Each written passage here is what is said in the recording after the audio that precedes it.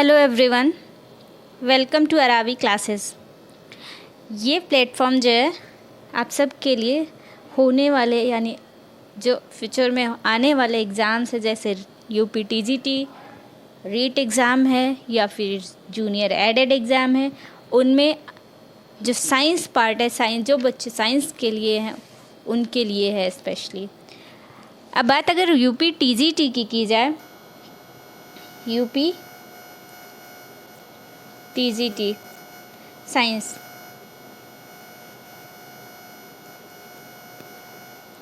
UP TGT science में क्या आएगा?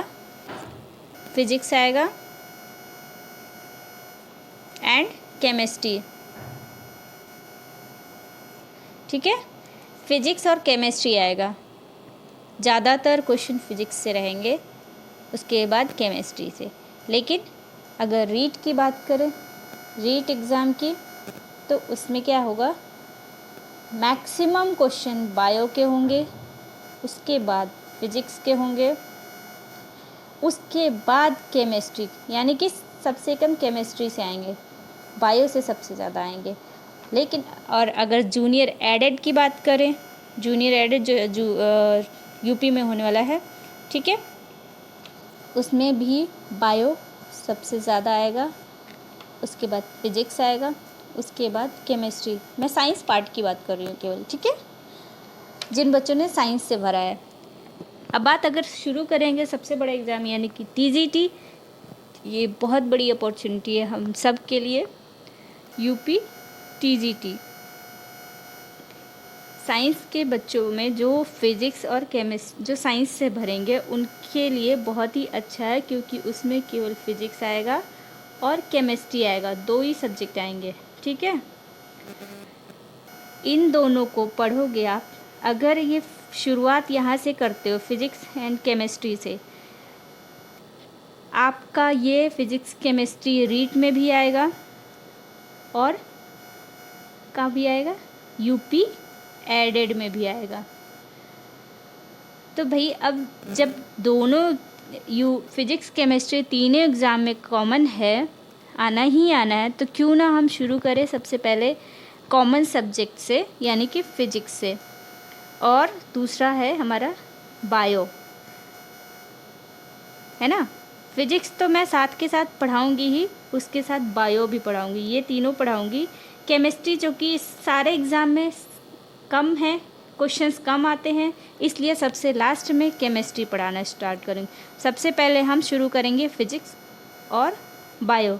इसका हर दिन आप एक वीडियो, हर दूसरे दिन 2 दिन आप फिज़िक्स का देखोगे और 2 दिन आप बायो का देखोगे। इस तरह का रेशियो रहेगा और 1 महीने के अंदर हमें मैक्सिमम सिलेबस कंप्लीट करना है, क्योंकि अभी कोरोना के चक्कर में एग्ज़ाम्स नहीं हो रहे हैं, डेट्स नहीं आए हैं। लेकिन जब भी कोरोना थोड़ा सा नॉर्मल होगा, डेट तुरंत आ जाएगी और ऑल ऑफ सडन आपको तैयारी करना भारी पड़ जाएगा, बहुत ज़्यादा हो जाएगा। इसलिए हम अभी ब्रेक ना लेके लगातार कंटिन्यूटी अपनी तैयारी में जारी रखें, करते रहें।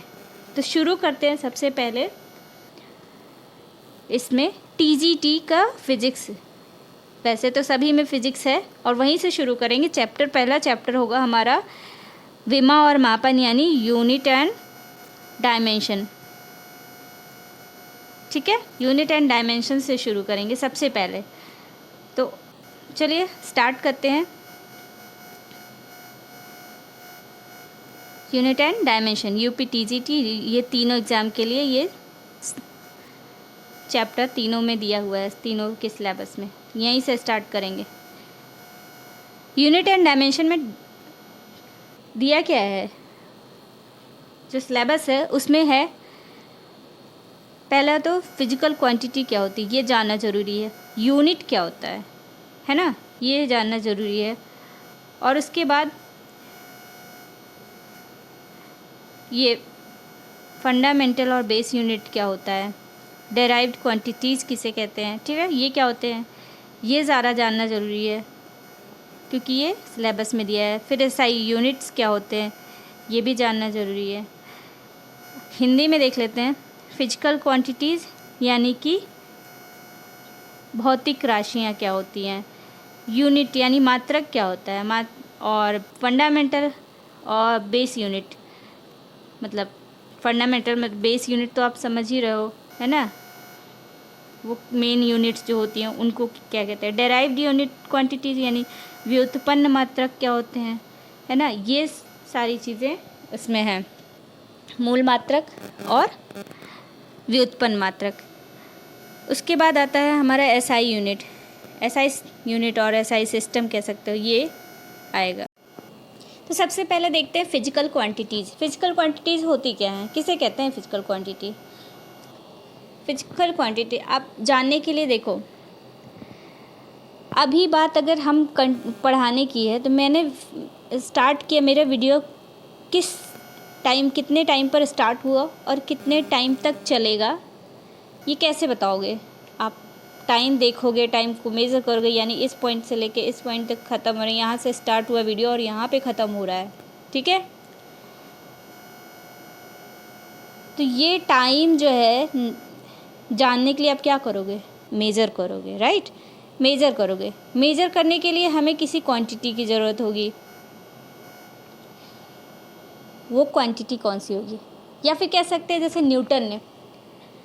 न्यूटन ने लॉ ऑफ ग्रेविटेशन डिस्कवर किया, यानी कि गुरुत्वाकर्षण का नियम जब उन्होंने खोजा, सबसे पहले उन्होंने क्या देखा था कि एक एप्पल ड्रॉप होता है, पेड़ के नीचे जाता है, वो सोचते हैं ऊपर क्यों नहीं गया, वो एप्पल ऊपर क्यों नहीं गया, क्यों, क्योंकि नीचे से फोर्स लग रहा है। कौन सा फोर्स लग रहा है, ग्रेविटेशनल फोर्स लग रहा है। चाहता वो, जब ये ट्री था, एप्पल सीधे नीचे की तरफ ड्रॉप हुआ, ऊपर ना जाके ये वहाँ नहीं गया, नीचे गया, क्योंकि अर्थ जो हमारा धरती है, पृथ्वी है, वहाँ सेंटर से फोर्स लगता है। वो फोर्स क्या कहलाता है, ग्रेविटेशनल फोर्स, जिसकी तरफ सारे चीज़ें अट्रैक्ट होती हैं, वो अपनी तरफ सभी को अट्रैक्ट करता है। इसीलिए वो एप्पल जो है ऊपर ना जाके नीचे की तरफ ग्रेविटेशनल फोर्स की तरफ अट्रैक्ट हुआ। तो इस तरह से न्यूटन ने गुरुत्वाकर्षण का नियम निकाला तो, लेकिन बात इसकी यहाँ होती है कि जब ये पेड़ का एप्पल था, वो अगर यहाँ गिरा तो वहाँ से यहाँ तक गिरने में टाइम कितना लगा, डिस्टेंस कितनी कवर की, है ना, स्पीड क्या रही होगी उसकी, कितने देर में पहुँचा, ठीक है, कितना देर में कितना डिस्टेंस कवर किया, उसकी स्पीड कितनी रही होगी, और उस एप्पल का वेट कितना रहा, ये सारी बातें उठी। अब इन इन क्वेश्चंस का, ये सारे क्वेश्चंस का आंसर जानने से पहले क्या ज़रूरत पड़ी, इनको मेज़र कैसे करें। इन सारे जो क्वेश्चन हुए उनको नापने के लिए कि कितना टाइम लगा, कितना डिस्टेंस है, कितना वेट है, ये सारी चीज़ें जानने के लिए क्वांटिटी की ज़रूरत पड़ी। क्वांटिटी यानी कैसे मेज़र करें भाई इसको। तो फिजिक्स में जो भी, या फिजिक्स में जो भी डिफरेंट क्वांटिटीज़ पढ़ते हैं, कोई भी किसी भी तरह की क्वांटिटी हो, है ना, या कैलकुलेट करते हैं हम फिजिकली, अब इसको कैलकुलेट ही तो करेंगे, डिस्टेंस को किसी भी चीज़ से कैलकुलेट फिजिकली, मतलब किसी स्केल का यूज़ करके या किसी कोई भी मेज़र करने वाली चीज़ को इंस्ट्रूमेंट को यूज़ करेंगे, और उसके बाद पता चलेगा कि डिस्टेंस कितनी रही है वहाँ से वहाँ तक की, या इस पॉइंट से इस पॉइंट तक की डिस्टेंस कितनी है, इसको स्केल से मेज़र करेंगे, ठीक है। इस तरह से ज़रूरत पड़ी इंस्ट्रूमेंट को, यानी कि फिजिकली हम उसको मेज़र करें। तो फिजिकली जो मेज़र करने की वो हुई ज़रूरत, इसको क्या बोला गया, उसको फिजिकल क्वांटिटी कहते हैं। मतलब जिस भी क्वांटिटी को हम फिजिकली भी मेज़र कर सकें, those quantities are called physical quantities, जो मेजरेबल हों, जिनको मेज़र किया जा सके, कैसे, फिजिकली, तभी उनको फिजिकल क्वांटिटीज़ कहे, ठीक है। कुछ ऐसी क्वांटिटीज़ भी होती है जिनको मेज़र नहीं किया जा सकता, वो क्वांटिटीज़ कौन सी होती हैं, वो नॉन फिजिकल क्वांटिटीज़ होती हैं। नॉन फिजिकल क्यों होती हैं, क्योंकि उनको फिजिकली मेज़र नहीं किया जा सकता। भाई अगर मैं पढ़ा रही हूँ या पढ़ रही हूँ तो मैं कितना थक गई हूँ, आप ये बता सकते हो। मैं बोलूँगी बहुत थक गई हूँ, या बहुत ज़्यादा थक गई हूँ, या बहुत थोड़ा सा थकी हूँ। तो ये थोड़ा सा, ज़्यादा, बहुत ज़्यादा, क्या आप इसको मेज़र कर सकते हो फिजिकली? नहीं कर सकते ना। या फिर मैं सैड हूँ, मेज़र कर सकते हैं? नहीं। मैं कितनी खुश हूँ, ये भी नहीं मेज़र कर। मतलब कहने का ये है कि जो नॉन मेजरेबल क्वांटिटीज़ हैं, यानी कि नॉन फिजिकल क्वांटिटीज़ हैं, वो कौन सी हैं? फीलिंग्स हैं, एंगर है ना, कोई भी फीलिंग हो, किसी भी टाइप की फीलिंग हो, वो नॉन मेजरेबल है। तो इन सबको non measurable non physical quantities कहते हैं। इस तरह से अब जब मेज़र करने के लिए अब बात हुई कि मेज़र कर लिया, फिजिकली मेज़र कर लिया, लेकिन जो वैल्यू आई या जो क्वांटिटी आई उसको नाम क्या दें? तो उनको अलग अलग अपना नाम दिया गया, जिन सबको क्या बोला? यूनिट बोला। ठीक है,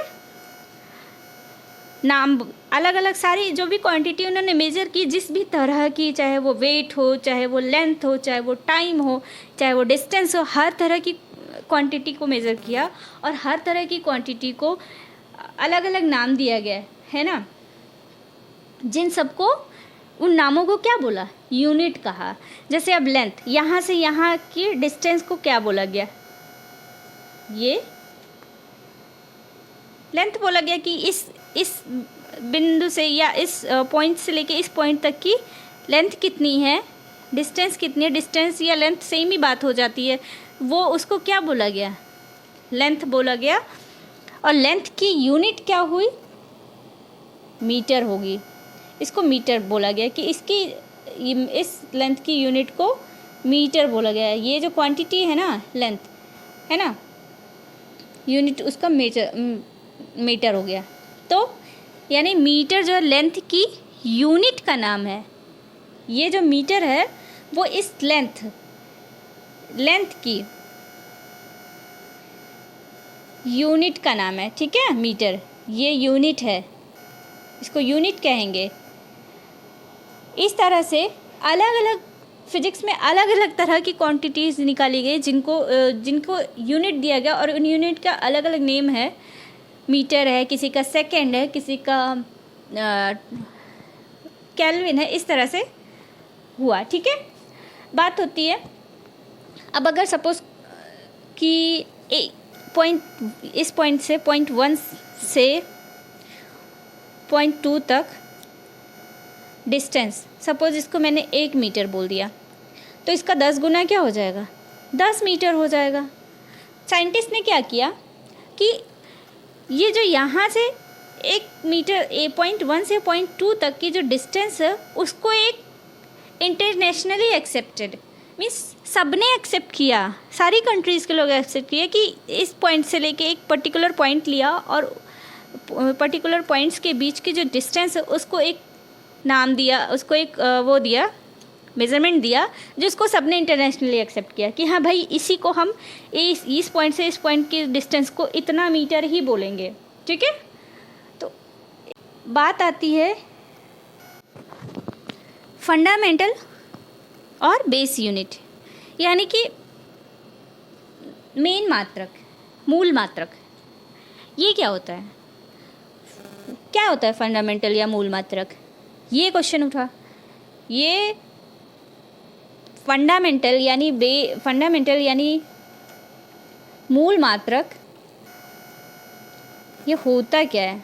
एक्चुअली वो यूनिट्स होती हैं जो इंडिपेंडेंट होती हैं, मतलब उनको किसी भी और क्वांटिटी की ज़रूरत नहीं पड़ती। जब किसी चीज़ को मेजर करना है तो किसी और चीज़ की ज़रूरत नहीं पड़ती है। तो किसी और चीज़ मतलब ऐसी कौन सी चीज़ें होती हैं? देखो, अब अगर हमें यहाँ से यहाँ तक की दूरी नापनी है तो क्या हम स्केल से डायरेक्ट नहीं नाप सकते हैं? नाप सकते हैं। उसके लिए क्या हमें वेट मशीन की ज़रूरत पड़ेगी, यानी कि मास की ज़रूरत पड़ेगी यहाँ पे, या टाइम की ज़रूरत पड़ेगी? टाइम की नीड होगी, कितने टाइम में ये डिस्टेंस, कितने टाइम में ये है, ये कुछ ऐसा कुछ क्वेश्चन बनेगा क्या? ऐसा नहीं, टाइम की ज़रूरत नहीं पड़ रही है। वेट यानी कि उसकी ज़रूरत नहीं पड़ रही है, मास की ज़रूरत नहीं पड़ रही है ना, कितने किलोग्राम, कितना, ये सब चीज़ों की ज़रूरत नहीं पड़ रही है। केवल आप डायरेक्टली इसको नाप सकते हो। डायरेक्टली ये इंडिपेंडेंट क्वांटिटी है ना। लेंथ जो है इंडिपेंडेंट है, इसको किसी भी और क्वांटिटी की ज़रूरत नहीं है इनको मेज़र करने के लिए। तो ऐसी जो क्वांटिटी होती हैं बेस यूनिट यानी मूल मात्रक कहलाती हैं। ऐसे यूनिट्स, फंडामेंटल यूनिट्स या बेस यूनिट या मूल मात्रक जिनको किसी और क्वांटिटी की मेज़र करने के लिए जिनको किसी और क्वांटिटी की ज़रूरत नहीं पड़ती, इंडिपेंडेंट क्वांटिटीज़ यानी कि मूल मात्रक कहलाते हैं। एग्जाम्पल क्या होगा इसका? एग्जाम्पल की अगर बात करें तो वॉल्यूम देख लो, यानी कि वॉल्यूम, आयतन। आयतन क्या होता है? Length into height into width. अब लेंथ और लेंथ इंटू एच इंटू ये, ठीक है। अगर हम इनकी बात करें तो हाइट भी लेंथ ही होगा एक तरह से, विड्थ भी लेंथ ही होगा, तो एल इंटू एल क्या हो जाएगा? L cube, right? L cube हो गया, L⁻³ होता है, एल क्यूब हो जाएगा। तो इसमें लेंथ क्या है? क्या वो डिपेंडेंट है किसी और क्वांटिटी पे? टाइम पे डिपेंडेंट है? नहीं है। टेम्परेचर पे डिपेंडेंट है या मास पे डिपेंडेंट है? नहीं है। लेंथ क्या है? इंडिपेंडेंट है। इसको निकालने के लिए वॉल्यूम को जानने के लिए इसको किसी और क्वांटिटी पे डिपेंडेंट नहीं होना पड़ा। ये इंडिपेंडेंट क्वांटिटी है, इंडिपेंडेंट यूनिट है। तो इस तरह से ये इसका एग्जाम्पल होगा। लेकिन अगर बात करें स्पीड की, एक मान लो सपोज आप जा रहे हो, यहाँ से यहाँ तक गए, कितनी दूरी कवर किया आपने, कितने टाइम में कवर किया, है ना? आपको ये डिस्टेंस कवर करने के लिए कितना टाइम लगा, वो आपका स्पीड हो जाएगा। स्पीड का फॉर्मूला क्या होता है? d/t, यानी डिस्टेंस दूरी बटे समय, डिस्टेंस बाय टाइम, d/t। तो d/t जानने के लिए आपको स्पीड जानने के लिए आपको किस पे डिपेंडेंट होना पड़ा? पहले तो डिस्टेंस पे ही, और दूसरा टाइम। ये इनमें से कोई एक नहीं होगा तो आप स्पीड नहीं निकाल सकते। आपकी डिपेंडेंसी है इन दोनों पे, ठीक है? आप डिपेंडेंट हो इन दोनों पे। तो ये जो डिपेंडेंट चीज़ है उसको क्या बोला गया? इनको डेराइव्ड क्वांटिटीज़ बोला गया, क्योंकि ये डिपेंडेंट है, ये इंडिपेंडेंट नहीं है। स्पीड जानने के लिए आपको डिस्टेंस और टाइम यानी इन दोनों फिजिकल क्वांटिटीज़ पर डिपेंडेंट होना पड़ेगा। इसलिए स्पीड इज़ डेराइव्ड क्वांटिटी, क्योंकि ये डिपेंडेंट है। तो डेराइव्ड क्वांटिटी यानी व्युत्पन्न मात्रक उन्हें कहते हैं जो किसी अदर क्वांटिटीज़ पे डिपेंडेंट होती हैं, ठीक है। नेक्स्ट देखते हैं, what is SI unit. SI unit क्या होता है? ये भी आपने देखा होगा, हमारे सिलेबस में SI यूनिट दिया हुआ है। अब SI यूनिट जानने के लिए क्या करेंगे? सबसे पहले होता क्या था, कंट्रीज़ में, अलग अलग कंट्रीज़ में अलग अलग तरह की क्वांटिटीज़ को अलग अलग यूनिट से मेज़र करते थे, ठीक है। अलग डिफरेंट यूनिट हर कंट्रीज़ में यूज़ होता था। इससे बहुत प्रॉब्लम होती थी कन्वर्जन करने में, क्योंकि सभी कंट्रीज़ में डिफरेंट होता था, और इसलिए इस प्रॉब्लम को फेस करते करते सब परेशान हो गए, और उन्होंने एक इंटरनेशनली एक्सेप्टेड यूनिट की बात की, और उन्होंने एक SI सिस्टम फॉर्म किया। SI सिस्टम या SI यूनिट कह लो, वो फॉर्म किया। इसी को SI यूनिट कहते हैं। SI यूनिट, उससे पहले हम जान लेते हैं कि SI यूनिट से पहले जब फॉर्म नहीं था, SI यूनिट नहीं हो, उससे पहले और कौन सी और कौन सी वो होती हैं, यूनिट सिस्टम होते हैं जो कि हो रहे हैं। तो एक देखो, SI यूनिट के अलावा CGS है, ठीक है। CGS यानी कि सेंटीमीटर, ग्राम एंड सेकेंड, ठीक है। CGS centimetre, gram and second, ये था एक सिस्टम। दूसरा सिस्टम क्या था? वो हमारे FPS है। FPS मीन्स क्या होगा? FPS मीन्स फुट,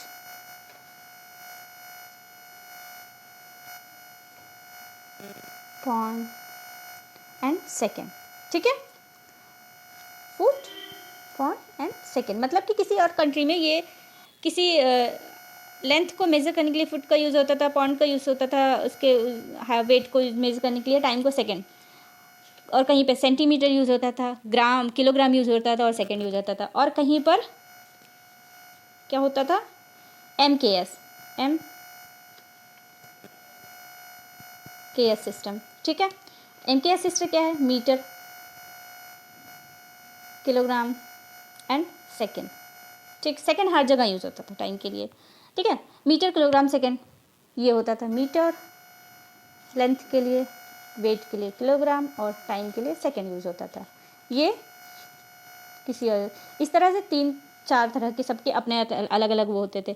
तो जब बात हुई एक ही तरह के उसको फॉलो करने के लिए यूनिट की बात हुई, तो इन्होंने SI यूनिट फॉर्म किया, जिसे सिस्टम ऑफ यूनिट कहते हैं। SI यूनिट यानी कि सिस्टम ऑफ यूनिट को फॉर्म किया। और सिस्टम ऑफ यूनिट में कौन कौन से यूनिट्स होते हैं, मतलब कौन कौन सी यूनिट्स हैं जिन्हें सारे इंटरनेशनली फॉलो किया जाए, सभी फॉलो किया। तो सिस्टम ऑफ यूनिट में 7 यूनिट्स को दिया गया, जिसको सभी मानेंगे इंटरनेशनली, यानी हर कंट्री के लोग मानेंगे। तो SI बेस्ड यूनिट क्वांटिटीज़ कौन कौन सी हैं, क्वांटिटीज़ एंड यूनिट्स, वो हैं बेस क्वांटिटी होगी, 1 सेकेंड, बेस क्वांटिटी, ठीक है। SI यूनिट उनका,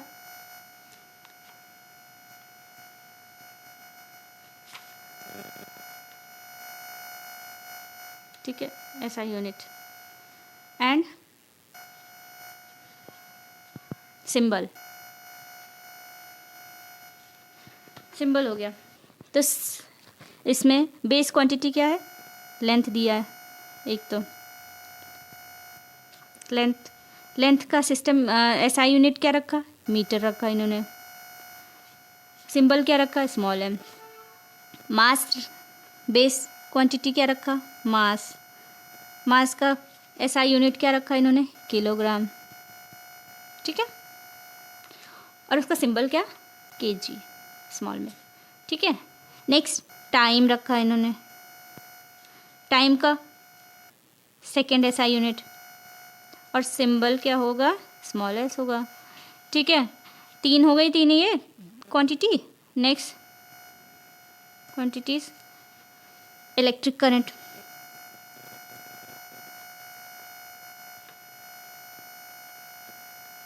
इलेक्ट्रिक करंट का SI यूनिट क्या होगा, एम्पियर, और इसका सिंबल क्या होगा, कैपिटल ए, ठीक है। नेक्स्ट क्या होगा, 4 हो गई, थर्मोडायनेमिक,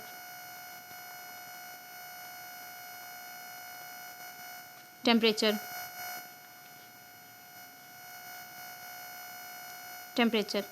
थर्मोडायनेमिक टेम्परेचर को SI यूनिट क्या है, केल्विन, और इसका सिंबल क्या उन्होंने दिया, K, ठीक है, कैपिटल K, ठीक। और इसके बाद आता है 6th, amount of substance,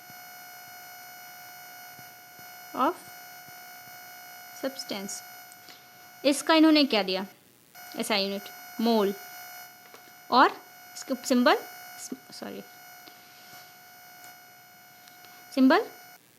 small में मोल, ओके, ये हो गया।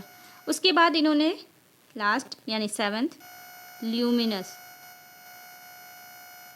इंटेंसिटी, यानी कैंडेला, ये हो गया। इसको सिंबल दे दिया CD, स्मॉल में सारे। इन 7 यूनिट्स का यूज़ इन्होंने डेराइव्ड क्वांटिटीज़ में किया, और डायमेंशनल एनालिसिस यानी डायमेंशनल फार्मूला निकालने में या डायमेंशनल इक्वेशन निकालने में उसमें यूज़ किया। तो यहाँ तक आपने आज पढ़ लिया, आपने देख लिया। ये इन तीनों एग्जाम्स में आएगा, तीनों के सिलेबस में दिया हुआ। फिजिकल क्वांटिटी क्या होती है, wait,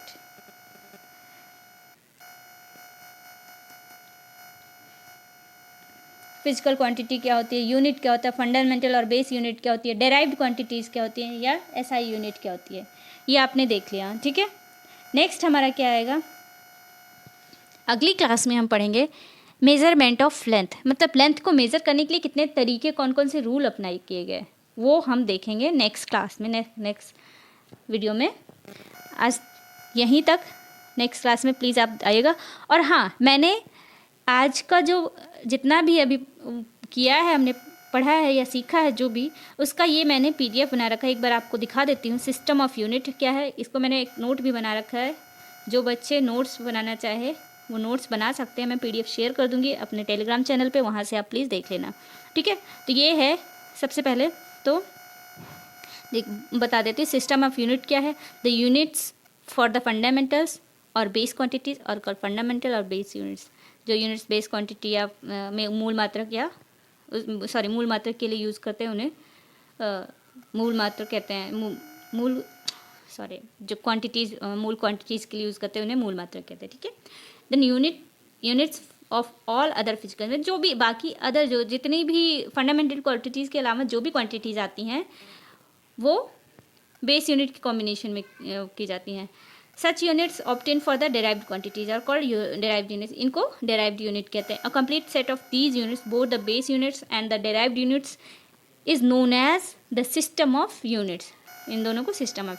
what are physical quantities, वो तो बहुत अच्छे से आपको समझा ही दिया। जो फिजिकली मेजर किया जा सके वो फिजिकल क्वांटिटीज़ कहलाती है। जो दोज क्वांटिटीज जो कांट मेजरेबल वो नॉन फिजिकल क्वांटिटीज़ कहलाती हैं। तो ये बहुत ही सिंपल है। एंड उसके बाद फंडामेंटल बेस यूनिट क्या है। Fundamental base unit 7 in numbers हैं। लेंथ है, लेंथ का मीटर होगा ऐसा यूनिट, एंड इसको सिंबल M होगा। ये mass kilogram, kg, time second S, electric current का एम्पियर, थर्मोडाइनमिक टेम्परेचर का केल्विन, अमाउंट ऑफ सब्सटेंस का मोल, और लिमिनस इंटेंसिटी का कैंडेला, है ना, CD से। डेराइव्ड यूनिट्स क्या होती हैं वो भी बता दिया कि डेराइव्ड यूनिट्स क्या होती है, जो डिपेंडेंट होती हैं अदर क्वांटिटीज़ पे, उनको मेजरमेंट करने के लिए किसी अदर क्वांटिटी पे डिपेंडेंट हो, उनको डेराइव्ड यूनिट्स कहते हैं। जैसे हमारा स्पीड है वो टाइम पे भी डिपेंडेंट है और समय पे भी डिपेंडेंट है। टाइम पे भी और डिस्टेंस पे, दोनों पे डिपेंडेंट है। किसी दोनों में से कोई एक नहीं पता होगा तो स्पीड नहीं निकाल सकते हैं। तो ये डिपेंडेंट है दो क्वान्टिटीज़ पे, तो इसलिए ये डेराइव्ड यूनिट होगा। The international system of units क्या है। इंटरनेशनल सिस्टम ऑफ यूनिट्स में आप पढ़ लोगे पहले SI यूनिट्स, यानी कि इसमें देख लोगे CGS सिस्टम क्या है। CGS system they are centimetre, gram and second, ठीक है, सेंटीमीटर, ग्राम एंड सेकेंड। और उसके मैंने यहाँ किलोग्राम बोल दिया होगा, पहले देख लेना आप ध्यान से, ग्राम होगा। और उसके बाद in FPS system they are foot, pound and second respectively, ये होगा। In MKS system they are metre, kilogram and second respectively. The system of unit which is at present internationally accepted for the measurement is the system of units, है ना। in SI there are 7 base units. Beside the 7 base units there are 2 more। हाँ, अच्छा, 2 और units हैं जिनको एक plane angle यानी कि 2 डायमेंशनल और एक सॉलिड एंगल यानी कि 3 डायमेंशनल में होता है। तो इनका भी होता है। प्लेन एंगल का जो होता है, unit for plane angle is radian होता है, इसका रेडियन होता है, और सिंबल RAD होता है, यानी सिंबल इसका प्लेन एंगल का जो होता है SI यूनिट वो रेडियन होता है, और उसका सिंबल क्या होता है, R होता है, ये, ठीक है, ये आप देख लेना। और दूसरा एक होता है सॉलिड एंगल। सॉलिड एंगल का सिस्टम यूनिट क्या होता है, सिस्टम SI मात्रक क्या होता है, इस SI वो स्टेरेडियन SI मात्रक, और सिंबल क्या होता है SR, ठीक है, ये हो गया। तो ये 2 और होते हैं जिनको उसमें लिखा नहीं जाता, बट ये दोनों हैं, ठीक है। नेक्स्ट होगा, हम नेक्स्ट क्लास में पढ़ेंगे ये measurement of length. Direct method क्या होता है, मीटर स्केल मेथड, वर्नियर कैपिलर्स क्या होते हैं, और स्क्रू गेज क्या होता है। ये सारी चीज़ें हम नेक्स्ट क्लास में पढ़ेंगे। आज के लिए यहीं तक, आप इसको देख लीजिएगा ध्यान से। और PDF चाहिए होगा तो PDF मेरे नीचे मैंने डिस्क्रिप्शन बॉक्स में अपना लिंक, टेलीग्राम लिंक शेयर कर दिया, वहाँ से आप डाउनलोड कर लेना PDF आज का। और कल मिलते हैं नेक्स्ट क्लास में। आज बने रहने के लिए हमारे साथ थैंक यू सो मच। अगर आपको मेरा वीडियो पसंद आया हो तो please like, share and subscribe. Thanks, bye bye, take care.